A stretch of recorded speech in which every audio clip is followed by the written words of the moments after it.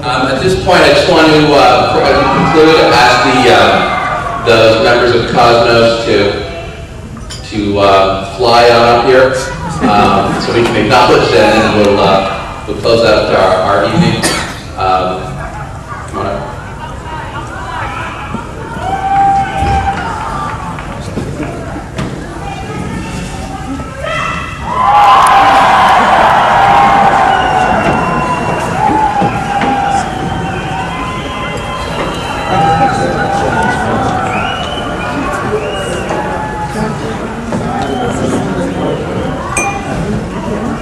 What I wanted to make sure folks realize is that there are still some people left on that side of the stage. It just may not look like that from my perspective. I would like to thank you all personally for coming this evening. I think that this is a very important type of event that the community has put forth. I really want to thank the participation of all the folks here on stage. And I'd like to ask Mohammed Shakir to close out the evening.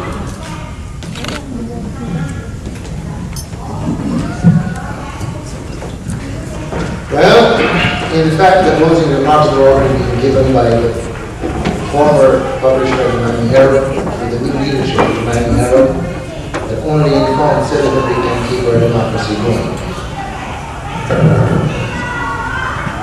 So, Mr. Landsberg and your team, you have the message. The life has been challenging lately for all Americans. It has been especially very difficult for Muslim Americans. The acrimonious political campaign last year, led to some political gains, offers the bigots and hate mongers a new political strategy. Malign Muslims or any minority terrify Americans and win elections. But this is the most un-American way to practice most cherished of American values, that is democracy. The right to choose our elected officials. If this practice is not checked and challenged, it will become the future blueprint for American political campaigns. Next time it won't be a mosque of ground zero. I hope you remember that mosque of ground zero. That was in the front pages and the opening news and all news media, and it disappeared.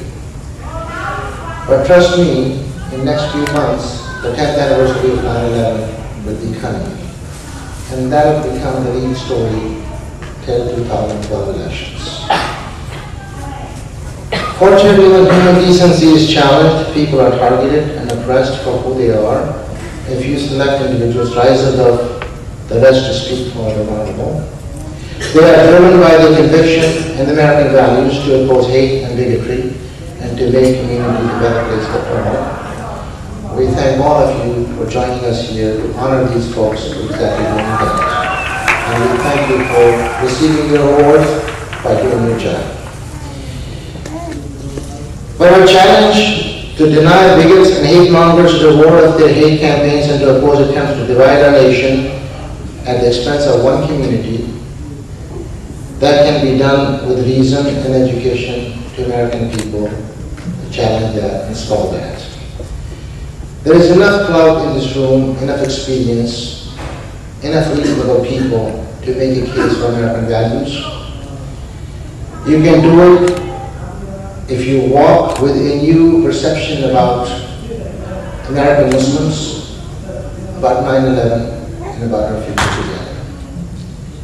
Let me just share something about American Muslims. American Muslims are the product of a democratic society. American Muslims are the most educated of any Muslim community in the world. American Muslims are most engaged Muslims with other minorities. And if you don't know, none of 9/11 terrorists were American Muslims. They were foreigners. This is the message that we need to carry out and convey to American society, that American Muslims are a poster child of American success story. We can take that image and sell across the Muslim world and show the Muslim world that you can succeed in your faith life, in your religious life, in your worldly life by practicing your faith and practicing American values together. Respective about 9/11, We lost 3,000 lives in 9/11, a great tragedy. Even one life is one too much. But the response to 9/11 has cost more American deaths and more American kids injured and disabled forever, most of them between age 18 and 30. I am a veteran and I'm very sensitive about military injuries. Sometimes I go for my own therapy at VA hospital and you wouldn't believe when you see an 18, 19-year-old child with a complete leg gone and vertical prosthesis and mystical pain trying to move his limbs so he can become a functional person, human being, with all those neurological barriers attached to him. We lose about 30,000 people in traffic accidents every year. 30,000. We don't go out to destroy it. We don't shut down the automobile industry. We take appropriate measures to make driving safe, vehicles safe, and enjoy the benefit of that technology. I think that's the message that we need to bring to American society, that when we are wrong, even like 9/11, there is appropriate measure that we should take that would not cost us more than what enemy will cost us. And talking about our future together. Our future with Muslim Americans and non-Muslim Americans is joining with our future with America. Our future is America's future. It is not just our future, it's the future of our coming generations, our children and our grandchildren. If we want to see a safe and prosperous America, we're going to have to set aside our differences as Muslims and non-Muslims and start thinking as Americans and go forth to make America a better place for all of us, where there is enough room for Muslims and non-Muslims, because we have seen in the past, first blacks were targeted, then Jews were targeted, then Hispanics were targeted, and now it's the term for Muslims and Sikhs. So I implore the folks in the media who are here, please go out and, as Mr. Lawrence said, educate America, because we want to preserve our democracy and we want to preserve the future of America. Thank you very much.